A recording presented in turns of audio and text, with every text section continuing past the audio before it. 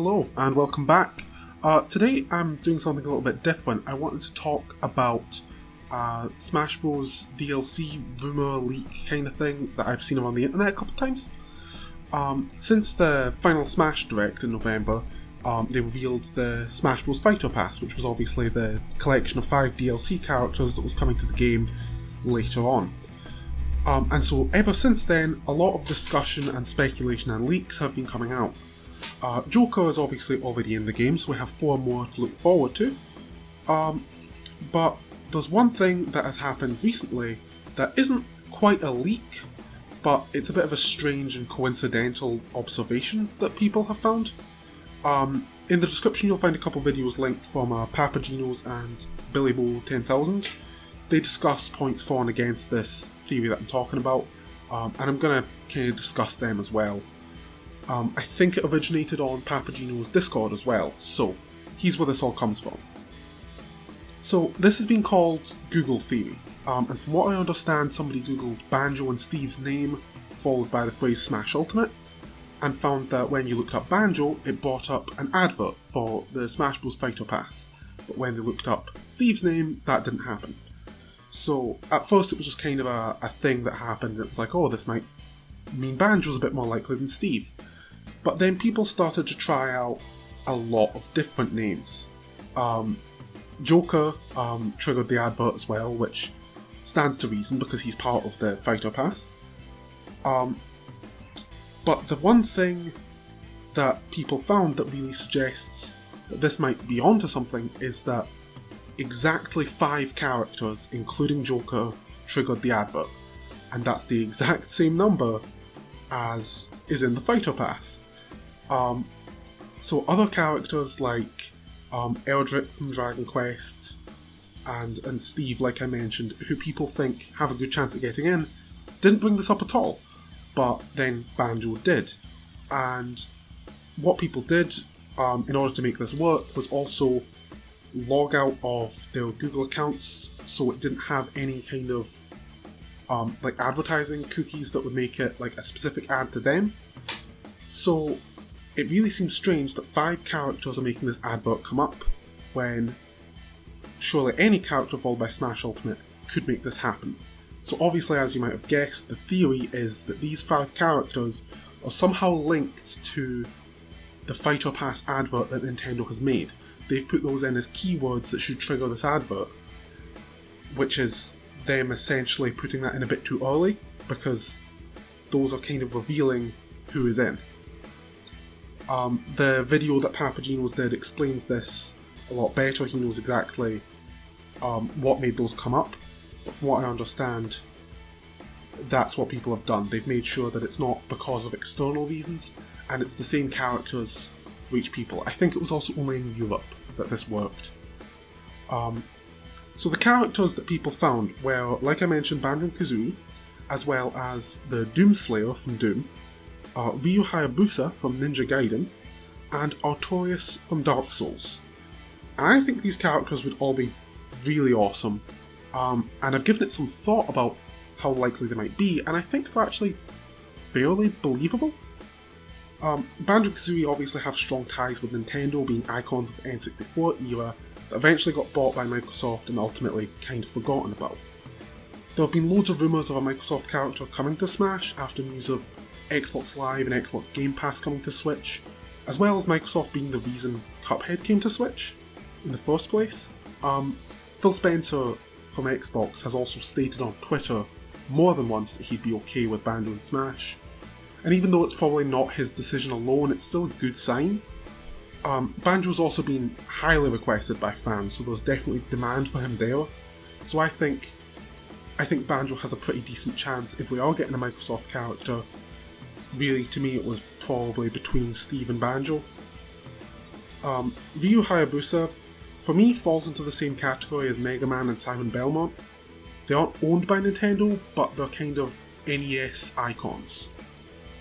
I think he's currently owned by Tecmo, and I've heard that there are Tecmo characters in the game as spirits already, so they're probably up for working with Nintendo on Smash Bros. And so I don't know much about the likelihood, but I get why Nintendo might pick him, being kind of a way to round off this third-party NES icon thing they've got going on. The Doom franchise, it's currently owned by Bethesda, and I feel like Bethesda could very well get a character in, but I would never have guessed that it would have been Doomslayer. I feel like the character that makes the most sense would be the Dragonborn from Skyrim, because everybody knows Skyrim, everybody's played Skyrim, and even though it's a player character that can be ultimately changed to look however you want, all the alternate skins can kind of reference the different races and armour styles that are in the game. And so, yeah, and the moveset could obviously just be the different sort of shouts and spells and weapons. I feel like that would make the most sense, but then again, Doomslayer would also work really well, and Doom is on the Switch, so I don't think it would be unlikely. The main issue I feel like he has is just the huge amount of demon blood and gore that his games are built upon. He's an insanely violent character, but then again, what if he shot those guns and the characters didn't bleed? You know, Snake has a rocket launcher, Joker has a gun. Even though it's less realistic, K. Rool has a blunderbuss and Samus has like an energy cannon. Those are kind of like weapons that Doomslayer has. So Nintendo have clearly showed that they can tone down inappropriate characters, and without a bunch of blood and guts on top of what Doomslayer's doing, I really don't think he's that bad. So I really think that Doomslayer has as decent a shot as anyone else from Bethesda, because I think, despite the very gory background, I think they can tone him down and make him perfectly fine. So finally, there's Artorias from Dark Souls, being one of the big bosses of one of the DLC packs. And I've thought to myself, like, what are the chances we'd get a Dark Souls character? And after thinking about it, I think the chances are quite high.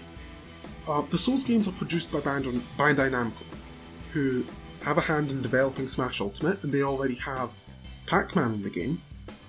The Souls franchise itself is very well known and popular, and it has now been brought to the Switch with Dark Souls Remastered. Also, the remaster itself was announced for the very first time in a Nintendo Direct. That was its debut announcement. So it really seems like because that game went multi-platform after that announcement. So I think a Dark Souls character is definitely not unbelievable. But then the thoughts are, what are the chances of it being a boss instead of one of the player characters? Well, in Dark Souls, the player character is just very customizable and doesn't have a recognisable design. And I know I just said the exact same thing about Dragonborn and why I think he could get into the game, but on top of that as well, I don't think a Dark Souls protagonist would have a very interesting moveset. Most of it I think would just be rolling around and hitting things with a sword, and then dying a lot. So in Dark Souls the protagonist is just there for you to take control of and go through the game. The bosses have character and depth and actual varied moveset. They're the most recognisable and memorable parts of the game for sure, and I think they'd be a much better way of representing the franchise because I feel like those games are really about memorable, difficult boss fights. I linked the video by BillyBro10K, and he talks about why he thinks Artorias is not going to get in, and ultimately why he thinks this leak or rumour is fake because of Artorias specifically. And I wanted to bring up some of the points that he made because I don't agree with them at all. I think his channel and his videos are great. I've followed them for a while, so I don't mean any disrespect to him in any way, but the points he brings up are mainly about the backstory of Artorias, Dark Souls' mature content in general, and then finally Artorias' broken arm. Firstly, when he talks about the broken arm, he says it would be quite graphic and traumatic for younger players to see, and to be honest, I don't see it. I think, sure, it's a little bit grim, but I don't think it's that bad, and I think as long as it's not a huge amount of attention drawn to it and it doesn't look like decaying and falling off, I think it would be fine. Also, he does refer to like children playing the game as young children, and Smash Bros is rated 12+. I really think as long as it's okay for a kid aged 12, they shouldn't need to worry about any further, you know? I mean, we have characters like Bayonetta and Snake in the game who come from very inappropriate franchises, and they are toned down into a way that makes it okay. Also, from what I understand, Artorias' backstory has about him becoming corrupted and taken over, and it's just very dark and depressing, but they're really not going to go into that. They're just going to show the character, like they've done with these other mature rated characters. And to be honest, the only character in this that I think wouldn't get in because of being too over the top for children is Doomslayer. I think he is a much bigger hurdle than Artorias is. So I think Artorias has a really decent shot. And also I saw somebody in the comments of that video discuss how Artorias was actually the one Dark Souls character that Bandai Namco decided to be one of their Totaku figures, which is a series of figures that have been made about a bunch of different gaming characters. And so it seems like Bandai Namco could kind of see that as the character to represent the franchise. So if they were able to pick what character they wanted to put forward, I think Artorias makes a lot of sense. So personally, I've thought about this, I've gone over a lot of different things about it, and I think this actually could be the DLC roster. What I think may have happened is, obviously I don't have a huge understanding about how Google adverts work or how they're put together, but it seems like somebody at potentially Nintendo of Europe has booked this advertising space and has put the names of all of the DLC fighters as keywords to trigger it. It would make sense if somebody was looking up stuff about Joker in Smash Bros, they'd say, hey, do you want to click on this link, come buy the DLC pack, you can play as Joker yourself, because clearly the person googling this is interested in that DLC fighter. So that's why it comes up with every DLC fighter's name. And I think maybe somebody's just jumped the gun a bit.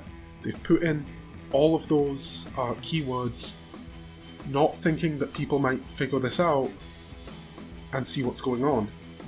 The real point for me that is really convincing me is the fact that it's exactly 5 characters. Apparently, according to Papageno's video, since it was found in his Discord, a lot of people on the Discord were trying this out with tons of different names and found nothing except for these 5 characters. And I think that's too big a coincidence given that that's exactly how many characters we know are coming in this fighter pass.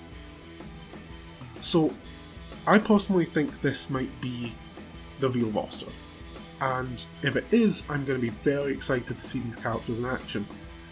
Banjo-Kazooie has been my most wanted character for a very long time now, and so if we do happen to get him, I'm going to be very excited. Of course, this all might be wrong. We might get Steve, we might get Eldrick, maybe this is all just one big coincidence. I don't know. But I think we've got a good chance of actually seeing these characters get in, and for me, that's quite exciting. But what do you think? Let me know in the comments about, do you think this is real? Do you think it's not real? Is there anything I've misunderstood or missed out? Has somebody gone and disproven this, and in the time it took me to make this video I didn't find out about it? Because that's fully possible.